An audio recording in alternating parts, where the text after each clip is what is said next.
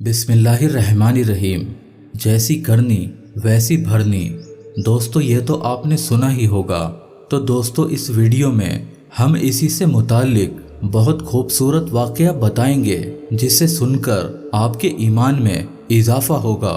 तो दोस्तों अच्छी बातें आगे बढ़ाने में हमारा साथ दीजिए और इस वीडियो को लाइक करिए। तो चलिए अब वीडियो शुरू करते हैं। हज़रत मौलाना जलालुद्दीन रूमी ने मसनवी शरीफ में एक सबक आमोज हिकायत लिखी है कि मिट्टी खाने का शौकीन एक शख्स दुकान से शक्कर यानी चीनी खरीदने गया तो दुकानदार ने कहा कि मेरे बाट मिट्टी के हैं, अगर मंजूर हो तो इसी से तौल दूं।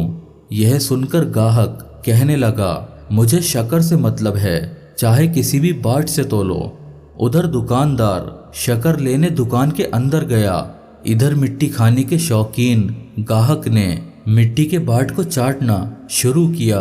साथ ही साथ वो डर भी रहा था कि कहीं दुकानदार को पता ना चले कि मैं उसका नुकसान कर रहा हूँ। दूसरी तरफ दुकानदार उसे मिट्टी खाते हुए देख चुका था और जानबूझकर शक्कर डालने में ताखीर कर रहा था कि यह नादान शख्स जितनी मिट्टी खाएगा उतना ही बाट का वजन कम हो जाएगा और उसे शक्कर कम मिकदार में मिलेगी।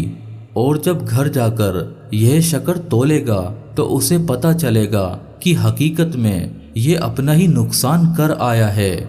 दोस्तों इसमें वाकई शक नहीं कि यह दुनिया दारुल अमल यानी अमल करने की जगह है और आखिरत दारुल जज़ा यानी बदला मिलने का मकाम है। हम दुनिया में जो अच्छा या बुरा बीज बोएंगे उसकी फसल आखिरत में काटेंगे।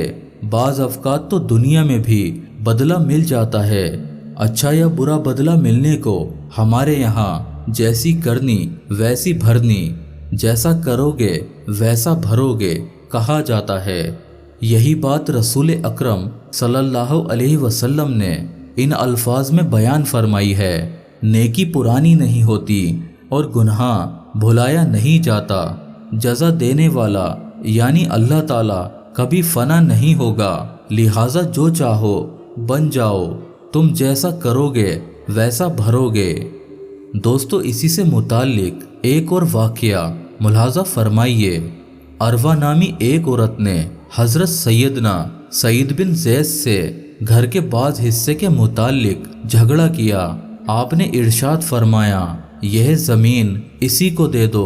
मैंने रसूल अल्लाह सल्लल्लाहु अलैहि वसल्लम को यह फरमाते सुना है, जिस शख्स ने एक बालिश्त ज़मीन भी नाहक ली, क़यामत के दिन उसके गले में 7 ज़मीनों का तोक डाला जाएगा।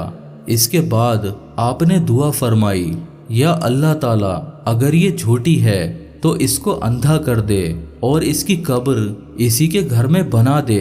रावी कहते हैं, मैंने देखा कि वो औरत अंधी हो चुकी थी, दीवारों को टटोलती फिरती थी और कहती थी, मुझे सईद बिन ज़ैद की बद्दुआ लग गई है। आखिरकार एक दिन घर में चलते हुए वो कुएं में गिरकर मर गई और वही कुआं उसकी कब्र बन गया।